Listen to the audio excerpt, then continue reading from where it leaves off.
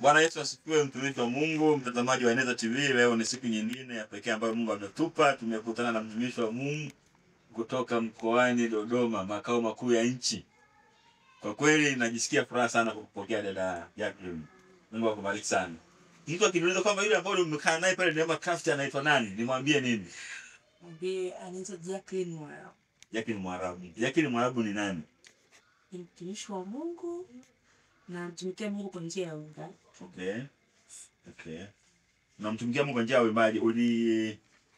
Uligundua lini kwamba una huduma ya uimbaji na uligundua kwa namna gani? Sasa mimi kabla sijagundua kuna watu ambao walinisaidia kuelewa kwamba ninaweza kufanya nina huduma hiyo. Sio sana kwa hatua zile za awali. Baadaye baada ya kupata mwanga, kwa mimi mwenyewe pia nikaanza kujua kwamba hiki kitu ni zaidi ya kuimba, ni zaidi pia kwenda kuimba kwaya, ni zaidi ya kwenda kanisani. Yani kuna namna ambapo Mungu ameniwekea neema ambayo niweza kuitumia kuwafikia watu kwa ajili ya kutangaza Injili. Ulianza lini kuimba? Mimi nimeanza gambe. Nimeanza nikiwa darasa la pili, nilianza kuimba kwaya. Darasa pili nianza kuimba kwaya. So tukaendelea hapo, lakini ile kusimama mwenyewe kama mwenyewe ni kuanzia 2019. 2019. Ni miaka 6 iliyopita umeanza kusimama mwenyewe. Hapo ndo nikaanza sasa kujitafuta mwenyewe, kuanza ile moja kabisa. Maana mwanzoni nilikuwa naimba kanisani tu, naimba na baadhi ya timu mbalimbali. So ile 2019 sasa nikaanza kusema sasa naanza kuita ile misingi ya mimi kusimama.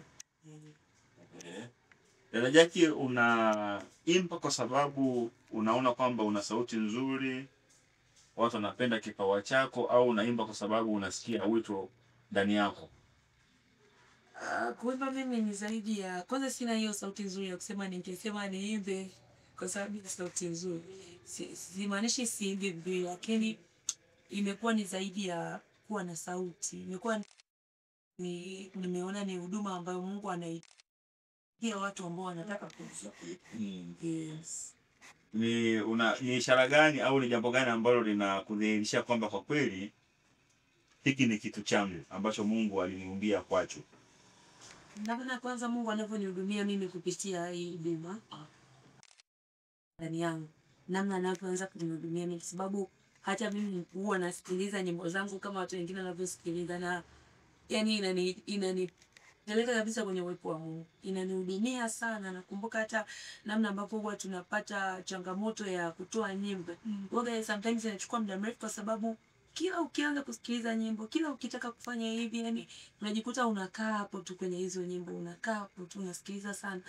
Ni vile tu Mungu amekusudia kunihudumia kwanza mimi kabla sijafikia watu wengine. Lakini pia watu ambao wanapokea na watu ambao wanarudisha feedback. Inakuwa ni zaidi ya kusema unaimba vizuri. Ni nyimbo ambazo pia zimekuwa zikihudumia watu wengi. Kwa unaona kabisa hapa sio tu kwa habari ya nyimbo. Ni kwa habari ya ile kusudi ambayo Mungu ameweka ndani yako. Okay. Na nyimbo zako ni aina gani ya nyimbo? Ni nyimbo za mafundisho, nyimbo za maonyo, nyimbo za kinabii? Ukisikiliza nyimbo zako unaona kwamba ni pote gani Mungu amekuweka, au wewe upo overall kwamba nyimbo unagusa mahali pote, za kinabii, za kitume na kila kitu, maonyo, za shukrani? Unajiona kwamba upo kwenye huduma gani hasa kwenye uimbaji? Maana ni kweli wote tunaimba, lakini kila mtu ana kitu ambacho anasisitiza. Kuna mwingine anasisitiza zaidi ibada, kuna mwingine anasisitiza zaidi shukrani, na wewe unaona kwamba upo eneo gani hasa katika uimbaji? Mimi ukisikiza nyimbo zangu nyingi ni zile ambazo zinamfanya mtu awe karibu na Mungu. Yaani zile ambazo zinamkumbusha mtu kwamba Mungu yani ndio kila kitu. Ile ukizisikiliza utaona tu kama zinawarudisha watu pale kwenye msingi kwamba Mungu bado anaweza kufanya. Nyingine zaweza kawa za shukrani, lakini ni zile shukrani ambazo bado zinakurudisha kumtegemea Mungu sana kuliko kutegemea kitu kingine chochote. Umepita mahali pagumu ukamtegemea Mungu, ukaona namna ambavyo anakutendea, ndio maana umeamua kusimama eneo hilo, au unasikia tu msukumo kutoka ndani? Nimewapitia, lakini sio kwamba hii nilivyopitia ndio nilisababisha niwe na aina ya hizo nyimbo. lakini sijavuka bado mimi. Lakini Mungu akanipa nyimbo ambazo zinanipa yani zinanipa kana kwamba nimeshavuka, au zinanipa kuwaambia watu wengine habari njema za Mungu, hata kama mimi nina eneo bado ambalo natamani kufika kabla sijavuka. Bali ile tu neema ya Mungu ameweka ndani yangu msukumo na Roho Mtakatifu anapotaka kuzungumza na watu wengine. Haijalishi mimi niko kwenye hali gani, ila madamu anataka kuwafikia watu wengine au anataka kunitia mimi mwenyewe moyo kwenye hilo eneo nililopo, ndivyo ambavyo ananipa, ndivyo ambavyo nakupa. Okay, nashukuru sana. Dada Jack Mwarabu. Si ni Mwarabu kweli? Ya, nje ya huduma yako au kazi yako ya uimbaji, kuna kitu kingine nje ya huduma ya uimbaji unafanya? Na kwa nini unafanya? Kwa nini hujatoa muda wako 100% kwa ajili ya utumishi? Mimi nje ya huduma nafanya biashara. Mwarabu unafanya biashara? Nafanya biashara. Okay. Okay, kwa nini sijatoa muda wote Kwamba yani wewe ni kuimba tu, ni kwenda makanisani, kwenda kwenye matamasha, labda kwenda kwenye stendi za mabasi? Nimeona kuna clip fulani zinatembea, kuna binti moja ambaye ingawa sijui kama kwenda ametoa muda wake 100%, lakini naona kwamba anasimama labda sehemu ya stendi au sehemu ambayo watu wanapita na imba tu. Kwa nini hujawekeza muda wako 100% kwamba ni wewe ni huduma tu bila kujali kwamba ni makanisani au kwenye events au labda stendi? Kwa nini unafanya kitu kingine nje ya huduma pia? Okay, tunatofautiana. Mimi pia Mungu hajaweka tu uimbaji peke yake ndani yangu. Kuna na vitu vingine ambavyo ameviweka, ijapokuwa naweza kana sivifanyi kama ambavyo nafanya uimbaji. Kwa hiyo vile vitu vingine ambavyo Mungu amenipa neema ya kuweza kuvifanya, siviachi pikavu. Na vifanya pia, japo huduma ndio kitu ambacho kinachukua muda mwingi zaidi. Vipi kama biashara ambayo unaifanya au biashara ambazo unazifanya zitakuwa zaidi na ukaona kwamba demand imekuwa ni kubwa zaidi, ule muda ambao ulikuwa unatakiwa ualiko kwenda kufanya huduma unaona kwamba unahitaji kwenda kufanya biashara, kweli utaendelea kumtumikia Mungu kaacha milioni 10 ama utafanyaje? Maana inawezekana sasa unafanya ni kawaida tu, unaona inakuja 200,000, milioni 1. Sasa milioni 10 hapa, milioni 100 hii hapa, na muda huo unatakiwa kwenda kuhudumu, utachagua kwenda upande gani? Sasa ni mfumo tu, kwa sababu hata biashara ninavyofanya sio kwamba na kuwepo muda wote mimi mwenyewe. Yaani kuna utaratibu tu na mfumo ambao nimeweka ambao unanipa nafasi ya mimi hata kama sipo inaweza kuendelea na mimi nikaendelea kwenye majukumu mengine, japo nafuatilia kila kitu kila kitu. Okay. Nashukuru sana. Kwa hiyo unatenga muda wako vizuri kwa ajili ya biashara zako pamoja na huduma? Yes, kabisa, kwa sababu hata biashara ninayofanya ni ili support huduma. Ili support huduma. Okay. Ni changamoto gani ambazo unazipitia katika huduma yako hasa? Changamoto kubwa. Wewe mambo yote yanaenda tambalale. Kama leo wimbo wa zamani tambalale kwa Yesu tambalale. Wewe kila kitu ni tambalale kwa. Kwa Yesu pia sio kwamba tambalale kama hiyo ambayo tunaimba. Lakini changamoto kubwa wakati inakuwa ni mambo tu ya kifedha sana. Katika kufanya mambo kwa ukubwa, na ndio maana unakuta tumeingia hata kufanya biashara, kufanya nini support huduma. Hapo ndio huwa kuna changamoto kubwa. Kufikia yale malengo ambayo tunakuwa nayo hasa kwenye eneo la kiuchumi. Okay. Kwa hasa kwenye eneo la kiuchumi, lakini mambo ya kiroho na nini hakuna shida. Na unapata mialipo nje ya, najua kwamba uko Iringa kwa ajili ya huduma, lakini nje ya hili tukio la Iringa unapata pia huduma nyingi kwenda mahali mbalimbali, au umetoka kuja Iringa kwa mara ya kwanza? Hapana, naenda maeneo mbalimbali. Okay. Naomba nikuulize swali la uchokozi. Kuna changamoto ya vijana wanamtumikia Mungu, lakini wanasema changamoto za kimaadili pia. Na kama vijana wakati mwingine ni kama hawaaminiki sana, hasa wale single brothers, single sisters, ni kama wakati mwingine ni changamoto. Nikisema hivi nafikiri Nairobi hasa umeshasikia tayari. Wewe tayari ni mke wa mtu, na kama si mke wa mtu, hii changamoto unapambana nayo vipi ili image yako ile njema au Ukristo wako uendelee kuonekana kwamba uko safi, hauna mikwaruzo? Changamoto zinaweza zikawepo, japo sijakutana nazo sana, lakini kutokana na watu wengine pia ambao wanatumika, ambao wanakutana nazo hizo changamoto. Nafikiri sio sana kuhusu mtu ameoa au ameolewa. Japo hilo ni jambo la msingi na ni jambo la lazima tuseme. Kwetu sisi kwa mfano watumishi, yani ni kitu ambacho hata kama bado hakijatimia, lakini kitu ambacho tunakiwekea kwamba mpango wa Mungu kwetu sisi kuwa na familia, kuwa na ndoa. Lakini pia mtu anaweza kuwa ameoa au ameolewa na bado akawa na changamoto za kimaadili. Kwa neno linatusaidia kuwa kwenye mstari. Hata kama sijaolewa au mtu hajaoa, bado neno linanitaka niwe kwenye mstari. Hata yakifika majira yangu, bado neno linanitaka niwe kwenye mstari. Kwa Roho Mtakatifu ndiye anayetusaidia kuongoza hatua zetu ili tuendelee kubaki kwenye mstari, kwa sababu hatuwezi kuwahudumia watu wengine hawezi kupokea kirahisi kama sisi wenyewe tutakuwa nje ya mstari. Kwa hiyo neno likitubadilisha sisi ni rahisi kuambia watu habari za Yesu na wao wakaona namna ambavyo sisi tumebadilika na watu wakabadilika. Okay. Unajisikiaje unaposikia kwamba mtumishi wa Mungu fulani anafanya jambo ambalo si lenyewe, na hasa watumishi wenzako katika chumba hiki cha uimbaji? Unaposikia kwamba huyu bwana hajaolewa au alioa lakini ana changamoto hizi kama sehemu ya mwili wa Kristo, wewe unajisikiaje na unafikiri nini kifanyike ili kuondoa hiyo changamoto? Lazima tu utajisikia vibaya, kwa sababu mtu hata akianza kukosoa hawezi kusema fulani, atasema yani waimbaji. Umeona? Kwa hiyo lazima tu ujiweke kwenye nafasi ya yule mtu, alafu uangalie mtu anahitaji nini kutokana na ile changamoto yake. Naweza nikawa sina uwezo wa kumfikia, lakini yule mtu anahitaji neema ya Kristo. Neema ya Kristo sio tu kuokoka, ila pia katika kukulia wokovu, ili mtu aweze kubadilika. Neno la Mungu liendelee kukaa kwa wingi ndani yetu. Biblia inasema itafakari neno lake mchana na usiku. Maana yake sasa kadri unavyoendelea kulitafakari neno, ndivyo ambavyo linaenda kutubadilisha. Kama unaona kabisa huyu mtu unajua kuna tabia nyingine au kuna changamoto nyingine zinatokea kulingana na kwamba hatuna neno. Ila ukimwona mtu kabisa huyu anahitaji wa neno, msaidie apate neno. Kwa sababu kuimba sio kumaliza kwamba utakuwa bado kuna mambo ya kufanya. Mimi kama mtoto tu wa Mungu, ukiachana na uimbaji naweka pembeni, kwanza inatangulia mimi kama mwana wa Mungu natakiwa kuwa mtu wa aina gani. Alafu sasa baadaye ndio nauchukua ule uimbaji, nasema mimi sasa kama mtumishi wa Mungu natakiwa kujiweka. Kwa ukianza hivyo ni rahisi kurekebishika, hata kama changamoto zinatokea ni rahisi kurudi kwenye mstari. Swali la kizusha, are you single or single but occupied?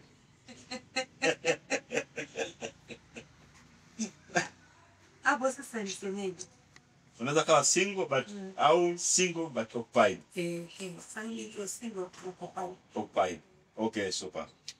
Kuna waimbaji ambao siku hizi hatujasikia miaka mingi iliyopita, ni miaka ya hivi karibuni, wakiandaa events wanatuwekea kiingilio. Ingawa watu walipopiga kelele siku hizi wanasema nikasadaka kidogo mtumishi wa Mungu ili kusupport huduma. Hasa kama ni sadaka, kwa nini unaniwekea 10,000 au 20,000? Lakini swali langu kwamba unafikiri kwamba ni sawa kuweka kiingilio kwenye matukio haya ya kiroho unapoandaa ibada yako kuna kuabudu? Ni sawa kuweka kuweka kiingilio, na hasa unaweka wanasema regular, VIP alafu VVIP? Unafikiri ni sawa kufanya hivyo au si sawa kwa mtazamo wako wewe binafsi?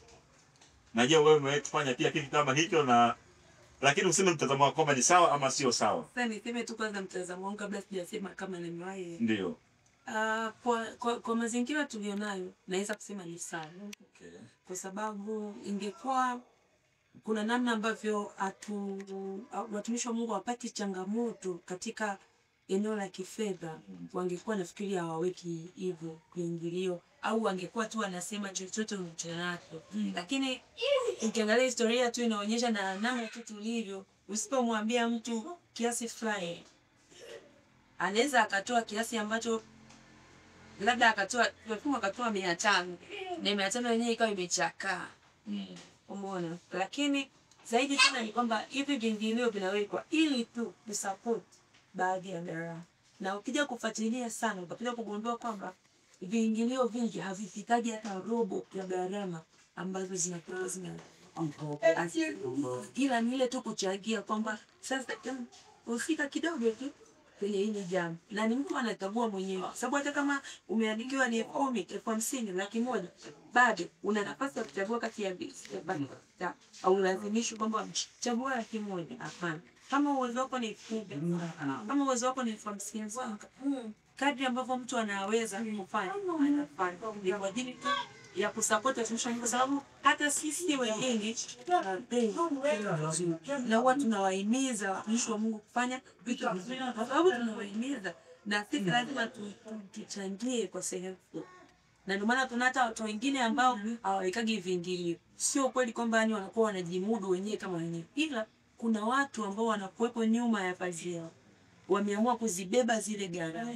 Sasa kama hauna hao watu, bado haujapata, ni unaangalia tu namna gani ambavyo naweza nikakava baadhi ya gharama kwa sehemu. Kwa hiyo inawezekana kama hujapata watu wa kukusupport kwenye huduma yako, inawezekana kwamba si muda sahihi wa Mungu wewe kutumika, kwamba wewe mwenyewe sio nisemeje, kwamba umejiharakisha pengine. Kwa sababu kama ni kitu cha Mungu, kwa nini unahitaji kutumia nguvu? Kwa sababu mimi ninachokiogopa hapo kwamba inawezekana kuna mtu anatamani pengine ni mgonjwa. Kwa sababu mimi najua kwamba Mungu kuchukua kwenye ibada, Mungu anaponya watu wenye changamoto zinaondoka. Hata inawezekana kuna mtu ana changamoto yake kwenye maisha yake, labda ni mgonjwa au ana stress, na anaamini kwamba akienda kwenye ibada yako ya Madam Jack atapokea uponyaji, atapokea nafuu ya maisha yake, lakini hana kiingilio, hana hiyo 10,000. Hiyo 10,000 ambayo unaona kwamba wewe ni ndogo kwake ni mlima. Huyu mtu anadai uone kwamba mnaweka ukuta hapo wa Mungu kuhudumia watu wake. Sasa ikishikwa hivyo lakini bado anaweza kupona. Sio lazima, yani unajua sio kila ibada inaweza ingawa na kitu chako.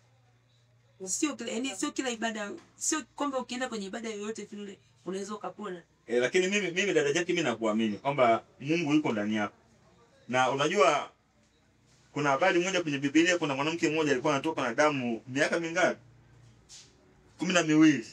Yeye mwenyewe alijisemea nafsini mwake kwamba nikigusa tu pindo la Yesu, mimi napokea uponyaji. Kwa hiyo inawezekana mtu mwenyewe kutoka ndani yake kwamba mimi nikienda tu kwenye ibada ya mtumishi wa Mungu Jacqueline Mwarabu, napokea uponyaji wangu. Lakini hana shilingi 10,000 ya kuingia kwenye ibada yako. Sasa kama walipoongelea kwa huo mfano, yani tu kile kitendo cha yule mama kweli haikuwa rahisi. Kwa sababu kulikuwa na msongamano wa watu wengi. Kama unakumbuka, hata alipoguswa Yesu yeye akasema nani amenigusa? Yaani maana watu wanafunzi ni kama wakamuza nitaulizaje yani hapa kwenye yani maana yake ni gharama fulani ambayo kuna watu wengine walikuwa wagonjwa lakini hawakuweza kufika kule. Ila yeye kwa sababu alinia.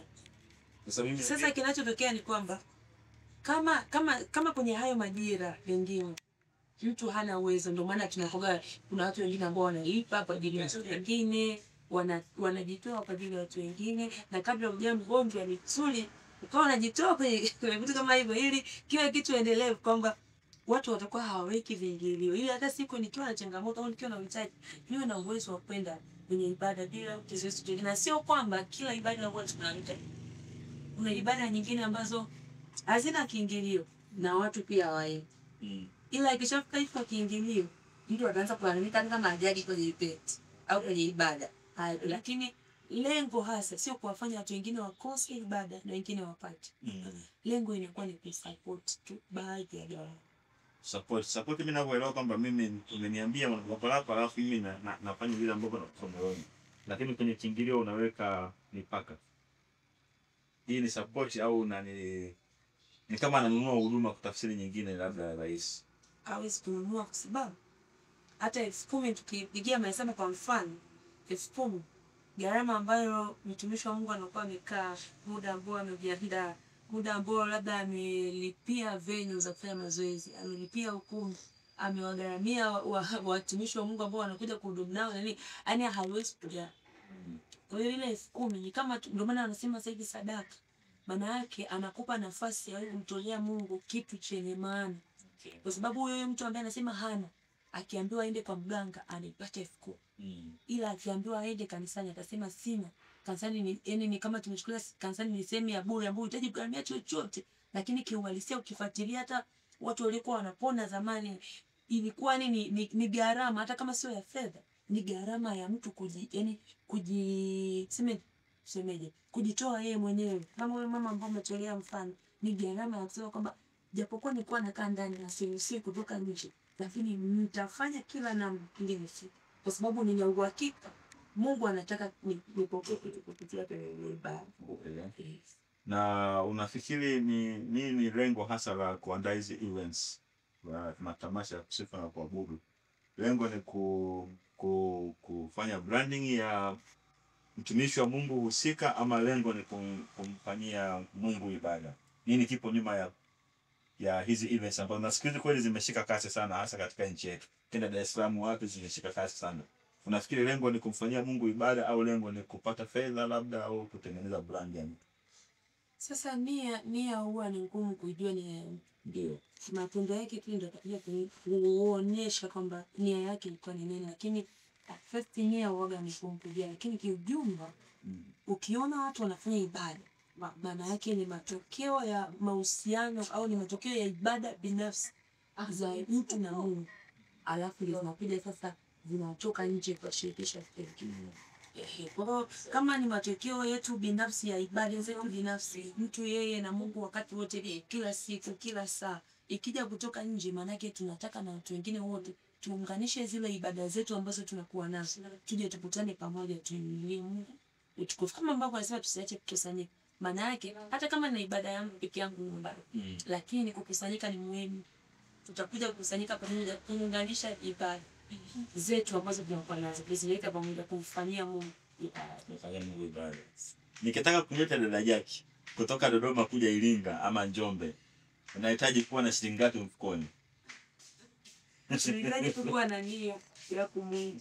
Ndio. Wewe una vigezo kwamba lazima kiasi fulani kutoka. Kwa hiyo naweza nikasema dada Jackie, tafadhali na kuomba upike Iringa. Ukajigharamia nauli yako, au lazima kanauli kidogo nitume? Inategemea sana namna ambavyo tutazungumza na mazingira yako yalikokaa. Yaani kama na uwezo wa kujigharamia kwa wakati huo naweza, sawa, lakini kama mazingira yangu pia hayaruhusu kujigharamia, tunazungumza. Asante. Katika huduma yako ya uibadi unajisimamia wewe mwenyewe, unafanya kwa maana mambo ya utawala kila kitu mwenyewe, au kuna management ambayo inakusimamia katika huduma yako? Na kama sasa huna, je, una mpango wa kuwa na management au utaendelea kusimama wewe kama wewe? Sasa ni bado sina management, ila tu nina watu ambao tuko pamoja katika kufanikisha mambo haya. Ila bado sina management, na bado tunatengeneza msingi vizuri, ili hata ukija kupata management ujue unaelekea wapi, unataka nini. Jackie wa leo ni tofauti na Jackie wa miaka 5-10 ijayo mbele. Nikikutana na wewe mbele, nitakuona ukiwa umepiga hatua kwa kiwango gani? Mipango yako na malengo yako ni nini baada ya miaka 5 au 10 mbele huko? Unajiona wapi ukijiangalia miaka 5-10 mbele?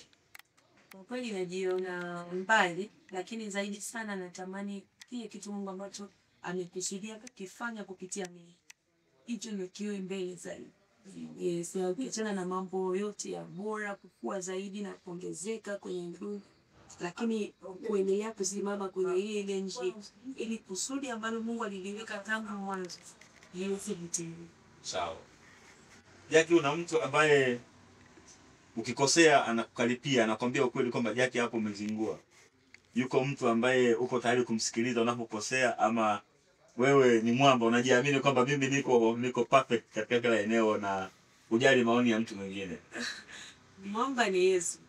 Mwamba ni Yesu. Mwamba ni Yesu. Yaani of course sio mtu, ukiachana na mchungaji wangu, mimi mchungaji wangu anaweza kuniambia chochote wakati wote. Umtaje tu hapo watu wajue kwamba mchungaji wangu anaitwa Pastor Bishop Baraka Kihoza. Okay. Yes, Dodoma pale VCC Imani Calvary Assemblies of God. Anaweza kuniambia chochote wakati wote. Anaweza kuniambia hapo pana. Na nikasikia. Na sio tu yani tunasema nikasikia yani nikaacha kwa hapo. Okay. Lakini ukiachana na mchungaji, hata mama yangu waga anasema sana, naweza kuona hichi kitu ni kitu chako, sina ufahamu nacho sana, lakini hapana, na nitasikiliza. Lakini pia nina watu wengine wengi tu ambao yani anaweza kupiga simu akasema hapa umefanya hiki hapana, au kitu fulani tunataka tukifanye, lakini hichi tujadiliane moja na wale na dada yao hapana, tusiende kwa namna hii. Madam kabisa. Okay. Sawa. Hapa Tanzania au nje ya Tanzania, ni mwimbaji gani ambaye unasema kwamba kwa kweli huyu ni kaka, dada ama baba au mama wa kiroho? Kwa maana katika eneo lako la muziki ambaye kwa kweli unamwangalia na unajifunza vitu vingi kutoka kwake. Mmoja tu. Si lazima mmoja, hata ukinitajia 20, na najua kwamba huwezi kutaja wote, lakini angalau taja unavyojisikia wewe. Mimi kwa kweli nina watu ambao ninawaangalia, sio tu kuangalia ila kuwauliza pia. Wakati mwingi nawauliza, naongea nao, nazungumza nao, hata wengine ambao siwezi kuwafikia, lakini wengi ambao nitataja wale ambao naweza kuwafikia kwa haraka. Kwanza Proclaim. Okay. Yes, yani yani nimeanza kupigia muda, lakini kila siku anakuwa mpya. I love his commitment kwenye huduma, unyenyekevu. Yuko hivyo, ukikutana naye ukisikiliza lazima utapata kitu. Lakini pia mtu mwingine Henry Kimonyo. Yani mimi ni kaka yangu ambaye yani namsikiliza, napenda sana nyimbo zake. Ukisikiza nyimbo zake unagundua ni mahusiano ya mtu na Mungu. Yani unaona kabisa ni mahusiano na mtu ya mtu na Mungu. Ndio. Huyo. Lakini pia mtu mwingine Mwaka Mwangaligi. Yes. Ambassador anajiita Pastor Jose. Ndio. Yes, namsikiliza na najifunza sana. Ni mtu mwazi. Yes, ukimwangalia, ukimsikiliza unajifunza vizuri kabisa kabla hata hajakwambia fanya hivi. Ukimwangalia tu mambo yake unaona hapa na mahali naenda. Okay. Dada Jackie, nikisema unitajie wimbo mmoja wa mwimbaji mmoja wa injili mkubwa hapa Tanzania ambaye anaitwa Jackie Mwarabu, ni nyimbo gani ambayo unaipenda sana kutoka kwake? Kwamba hata ukiamsha usiku, yani hiyo nyimbo lazima uimbe tu, imekaa mdomoni kwako. Sasa mimi bila shaka unapenda nyimbo nyingi kutoka kwake, lakini wimbo mmoja ambao kwa kweli huo wimbo mmoja ninaupenda kwa kweli. Naupenda wimbo huo unasema nitaamka tena asubuhi, niliite jina lako takatifu, maana unanisikia. Yesu anisaidia. Nikuite Bwana, nikuite Bwana, nikuite Bwana, wewe wanisikia. Nilikuwa najua kuimba na mimi ningeimba kitu. Nilikuwa kuvuruga mambo. Asante sana. Tunapoelekea mwishoni, nitakupa nafasi useme kama kuna chochote ambacho unapenda kuambia watazamaji wetu wa Eneza TV, lakini najua kwamba wewe unatoka makao makuu ya nchi pale Dodoma, na wewe ni raia mwaminifu, raia mwema, ndio maana uko hapa. Ungekuwa raia mbaya ungekuwa gerezani. Sasa uko nje. Bila shaka unafahamu, una utashi kuhusu mambo ya nchi na nini. Na siamini sana kwamba ufuatilie mambo yanavyoendelea katika nchi na katika siasa. Nataka kujifunza kitu kutoka kwako. Unafikiri ni sawa kwa kijana Mkristo kujihusisha na mambo ya siasa ama uongozi wa nchi? Na unajua kwamba sasa muda si mrefu tutachagua madiwani, tutachagua wabunge, tutachagua rais wa Jamhuri ya Muungano wa Tanzania. Ni sawa kwa Mkristo, kijana Mkristo au mzee Mkristo, yote ambaye ana sifa kugombea, ni sawa kwake kuingia kwenye siasa au kushika position fulani katika serikali, au unaona kwamba aendelee kumtaja tu Yesu, aachane na mambo ya siasa? Ni sawa kabisa, kwa sababu hata historia tu kwenye Biblia utaona ambavyo hata Mungu alikuwa anawatengenezea watumishi wake kuingia kwenye mambo ya serikali. Kwa hiyo kama tusipokuwepo na watu kwenye serikali, maana yake Mungu atamtumia nani? Atalazimika kutumia njia ngumu, wakati kungekuwa na njia rahisi. Kama mtumishi wake angekuwa kule, angeshika hizo nafasi. Yaani ukiwa na watu ambao wanamtumikia Mungu, wanamjua Mungu, wanampenda Mungu kweli, hata maamuzi yanayofanyika katika nchi lazima yatakuwa yanayotoka kwenye kinywa cha Mungu. Kwa hiyo ni muhimu, na wale ambao wako kwenye nafasi za kupata nafasi huko kwenye eneo la serikali, ni muhimu kuzikimbilia hizo nafasi kwa bidii kabisa, wala sio kumwacha Mungu. Yaani ukienda kwenye siasa au kwenye mambo ya kiserikali, sio kumwacha Mungu. Ungeweza kumwacha Mungu hata kama haujaenda serikali, kama kweli ulikuwa huwezi kuendelea na Mungu. Lakini ukienda kule inatupa urahisi hata sisi watu ambao tunaomba. inatupa urahisi kabisa yani wa kujua tunaombea kitu gani. Inatupa urahisi wa nchi kuelekea kwenye njia inayostahili. Kama hapa juzi nilikuwa naangalia nikaona mtumishi wa Mungu kutoka Kenya nafikiri akasema Tanzania ni nchi ya kiungu.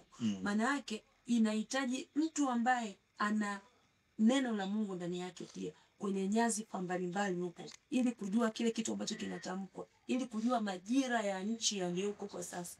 Sasa kama hatutakuwa na watu ambao wako kwenye hizo nafasi, maana yake kuna majira tutapishana nayo. Lakini kama watu wakiwepo kule, maana yake tutakuwa tunayajua majira yetu na tutajua nini cha kufanya. Unakutana na watu mbalimbali katika utumishi wako. Ukamwona mtu kaona kwamba huyu ana spirit ya uongozi na anafaa kuwa diwani au mbunge, unaweza kumshawishi kuingia kwenye siasa au utaacha apambane mwenyewe? Unamshawishi. Yani mimi kabla zamani nikiwa mdogo nakumbuka nilikuwaga mama yangu kuna sehemu anafanya kazi. Nilikuwa nikienda pale wananiita mbunge mdogo. Sasa ikawa imeniingia sana na hata wakati nakuwa nilikuwa nataka nisome nije kuwa mwanasheria. Nikishindwa kuwa mwanasheria nije kuwa mbunge. Yani hivyo ni malengo yangu. Sasa ile spirit ya uongozi ipo ndani yangu sana. Mpaka sasa. Hata nita mkono. Siwezi mimi sasa nilipo siwezi kugombea, lakini naweza kumwambia Mungu. Nikamshauri. Mimi nimepita hata nilipokuwa nasoma kote, hakuna jambo ambalo nilikuwa kiongozi. Naelewa watu wakiwa kwenye uongozi mazingira fulani yanakuwaje. Kwa hiyo ni rahisi kumshawishi mtu mwingine. Kama kweli nia yako ni kuwa mbunge, kuwa mbunge. Kama nia yako ni kuwa na wadhifa fulani kwenye serikali, na nia yako ni njema na nchi ni njema mbele za Mungu, kuwa tu kule ili Mungu apate mtu wa kumtumia kubadilisha mazingira fulani, apate mtu wa kumtumia kutuongeza kwenda mbele zaidi. Naomba usinitajie chama chochote, ila nataka nijue kwamba una kadi ya chama fulani, ila usitaje chama. Kwa kweli mimi sina kadi ya chama.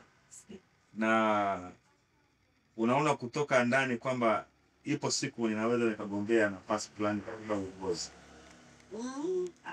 Kwa namna ambavyo Mungu amenisaidia kugundua kusudi langu, kwa upande wangu sasa mimi sipo katika kugombea. Kwa yale mawazo sasa ni kama, lakini umesema unajiona kwamba una spirit ya uongozi ndani yako. Ambayo naweza nikaifanya kwenye mazingira tu mengine. Nje ya kugombea. Na kama unaona kwamba una spirit ya uongozi, kwa nini uende bungeni ukasaidia kufanya maamuzi ya busara, ukatoa mawazo yenye tija kwa taifa na yakawa na utukufu mbele za Mungu pia? Unasubiri nani aende bungeni kama sio wewe? Sasa mwanzoni nilikuwa sijui kusudi langu. Ndio. Nilikuwa naangalia kile kitu ninachoweza. Ila baada ya kugundua kusudi, ninaona kwamba mtu mwingine anaweza kufanya hiki na hiki na hiki. Lakini mimi nikaendelea kubaki. Umeshajiandikisha, una kitambulisho cha mpiga kura. Mungu akubariki sana. Asante. Basi nafikiri mwishoni hapa nikupe nafasi kama kuna chochote unapenda kumwambia mtazamaji wangu wa Eneza TV. Karibu tunapoelekea mwishoni. Mimi nikukaribishe. Kwanza nikutie moyo na nikwambie uendelee kumtegemea Mungu. Uendelee kumfanya Bwana kuwa nguvu zako wakati wote, usimwache. Haijalishi mazingira, haijalishi hali, haijalishi nyakati. Mungu ni yule yule na bado anaweza kutusaidia kwenye majira yote. Lakini pia nikukaribisha kufuatilia kwenye mitandao ya kijamii kwa jina la Jacqueline Mwarabu Instagram, lakini pia YouTube kama Jacqueline Mwarabu, na kwenye digital platform zote kama Jacqueline Mwarabu, na utapata nyimbo zangu zote kule, na Mungu akubariki sana. Amen. Na cameraman unapotafuta sehemu ya button ya kuzima, naomba uniimbie ule wimbo. Kwa sauti yangu mimi nimeimba sauti ya 25. Karibu. Anaheri mtu yule ambaye Bwana ni nguvu zake. Bwana ni nguvu zake. Bwana ni nguvu zake. Anaheri mtu yule ambaye Bwana ni nguvu zake. Bwana ni nguvu zake. Bwana ni nguvu zake. Mungu akubariki sana. Amen. Mpenzi mtazamaji wa Eneza TV, na hapa tumefika mwisho wa kipindi chetu. Mungu akubariki. Endelea kuwa nasi kwa vipindi ambavyo vinafuata vizuri zaidi. Mungu akubariki sana. God bless you.